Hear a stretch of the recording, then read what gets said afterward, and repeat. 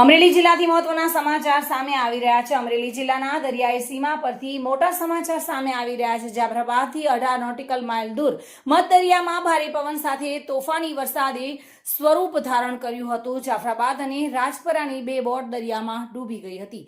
જાફરાબાદની જયશ્રી તાત્કાલિક બોટ, ગીર સોમનાથ જિલ્લાના રાજપરાની મુરલીધર બોટ, આ બંને બોટમાં 9 જેટલા ખલાસીઓ સવાર હતા। જોકે બંને બોટના 4 ખલાસી લાપતા જોવા મળી રહ્યા છે। બંને બોટના 5 ખલાસીઓને અન્ય બોટ ધારકોએ રેસ્ક્યુ કરીને બચાવી લીધા હતા। રાજપરા અને જાફરાબાદ બંનેમાં કુલ 8 ખલાસીઓની મધ દરિયામાં શોધખોળ શરૂ કરવામાં આવી છે। માછીમારી કરવા ગયેલા તમામ માછીમારોને વાતાવરણના કારણે પરત બોલાવી લેવામાં આવ્યા છે। કોસ્ટગાર્ડને જાણકારી કરી, પરંતુ મધ દરિયામાં વાતાવરણના કારણે હેલિકોપ્ટર આવી શકે તેમ ન હતું, જેના કારણે લગભગ 8 જેટલા ખલાસી પણ હાલ લાપતા જોવા મળી રહ્યા છે। જાફરાબાદથી મોટા સમાચાર સામે આવી રહ્યા છે। જાફરાબાદથી 18 નોટિકલ માઇલ દૂર મધ દરિયામાં ભારે પવન સાથે તોફાની વરસાદે સ્વરૂપ ધારણ કર્યું હતું।